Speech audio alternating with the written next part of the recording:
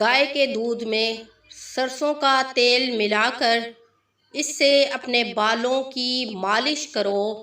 اس نسخے سے آپ کے بال لمبے، گھنے اور چمکدار ہو جائیں گے اور گرنا بھی بند ہو جائیں گے۔ عورت اگر بہت زیادہ موٹی ہو یا اس کے جسم پر بہت زیادہ چربی ہو تو وہ عورت بانجھ پن کا شکار ہو جاتی ہے اور وہ اولاد جیسی نعمت سے محروم ہو جاتی ہے۔ تو اس لیے اپنے آپ کو موٹاپے اور بانجھ پن سے بچائیں۔ بھوک سے کھانا کم کھایا کرو۔ کم کھانا ہمارے نبی کی سنت ہے۔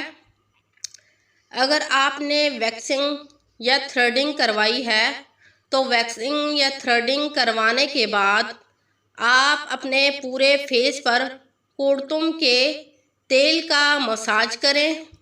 اس تیل سے آپ کی سکن ہمیشہ کے لیے ٹائٹ ہو جائے گی۔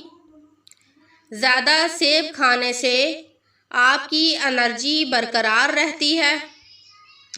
اپنے بچوں کو اچھی تربیت دیں، کیونکہ اچھی تربیت کرنا آپ کے بچے بڑے ہو کر بااخلاق بنیں گے۔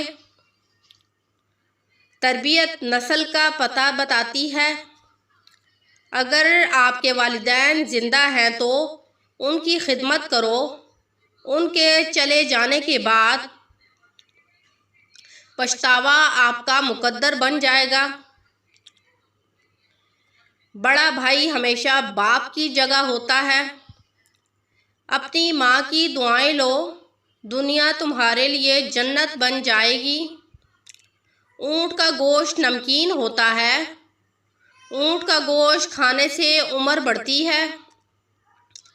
گرمیوں میں آم کے ملک شیک کا زیادہ استعمال کیا کریں۔